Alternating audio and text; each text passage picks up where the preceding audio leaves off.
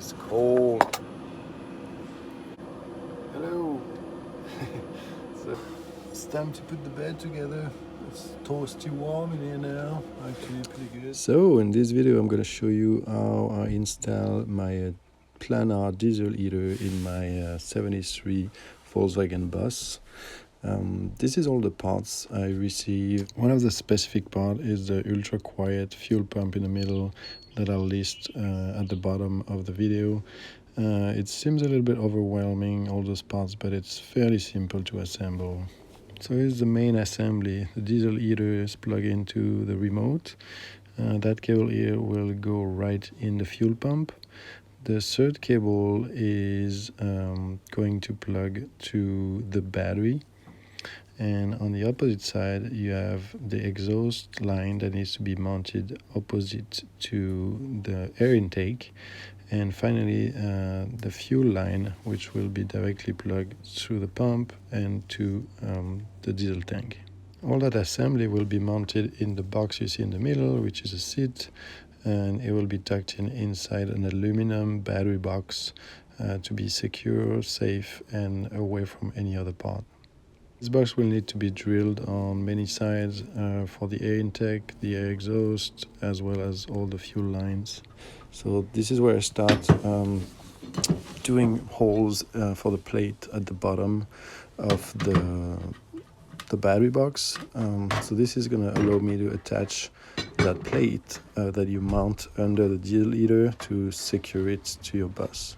So as you can see here, it's all fast and secure.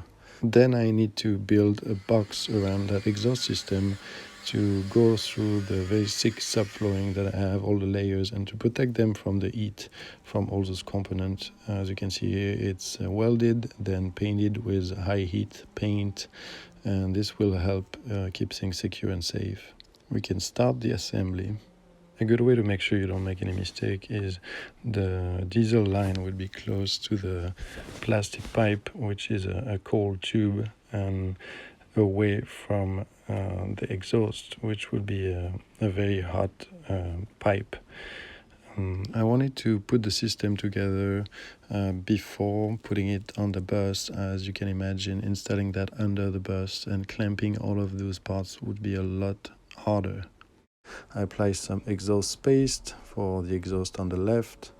Inserted, as you can see, there's a little notch that would allow it to clamp and not break. So when you put the clamp, that little notch will basically secure the exhaust tube correctly. That's a silencer.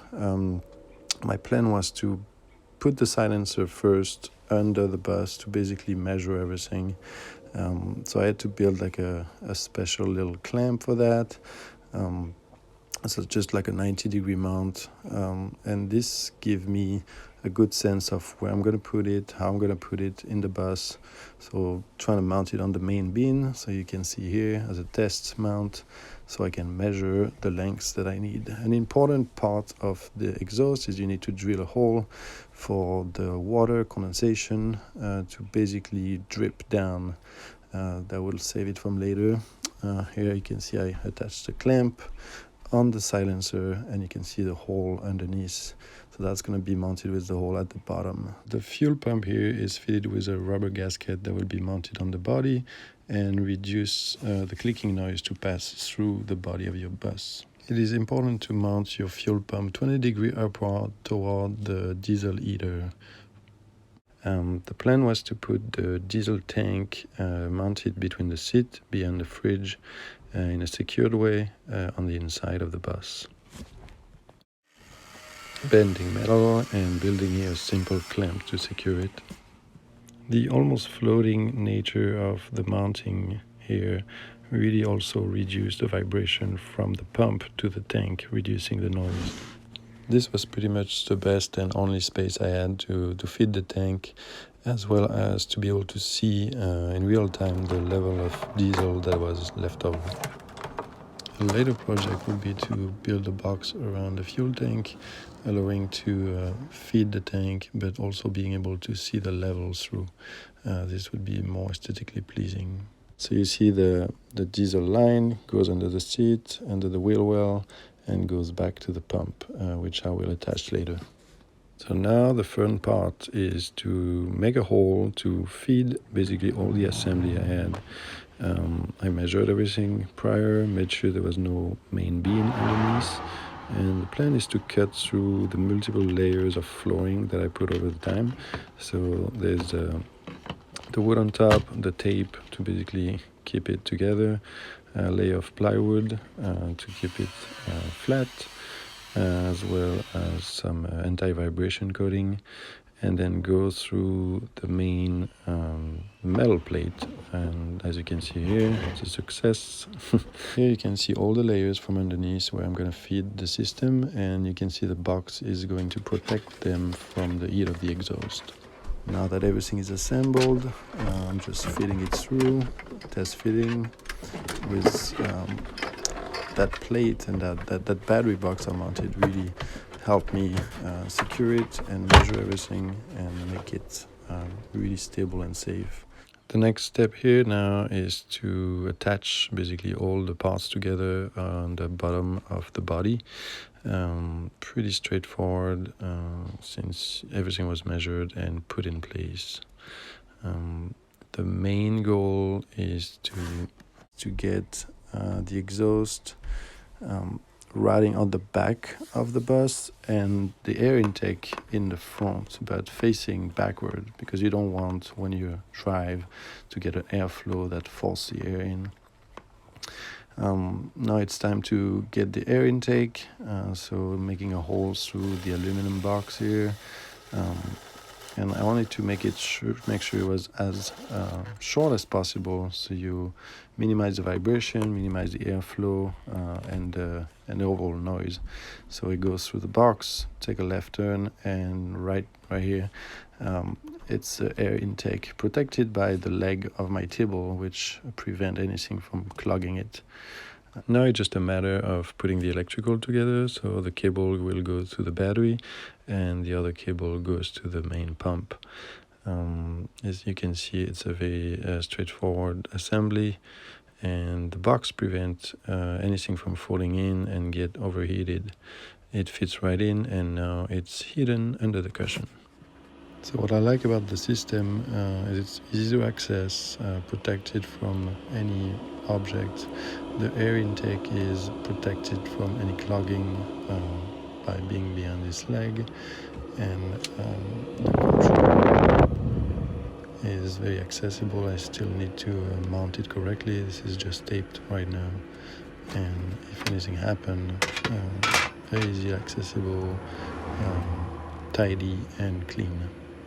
Here you can see the system being plugged on the auxiliary battery on the left, which is a system I'm going to evolve in the very near future, so I'll be able to liberate a lot of space around it.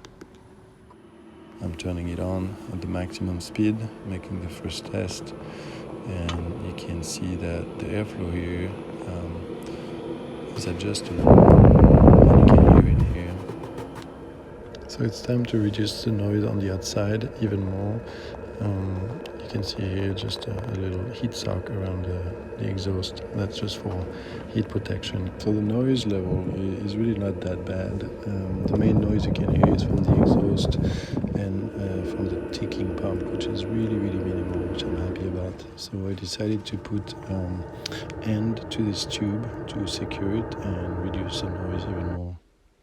I took like a boat exhaust tube, mounted a secured plate, like a custom plate, and then frame it to basically the frame of the vehicle.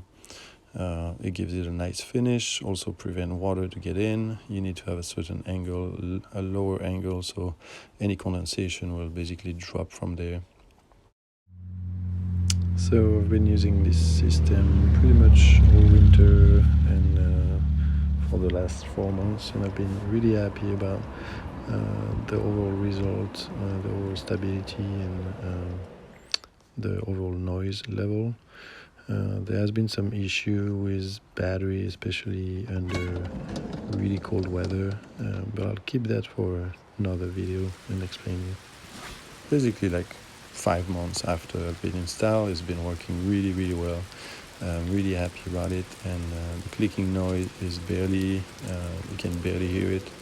So it's super happy about the whole install. All the link below show you all the parts that you can find, as well as don't hesitate to ask me any question. If you like it, just put thumbs up, subscribe, anything. Thanks a lot, and hope to see you later.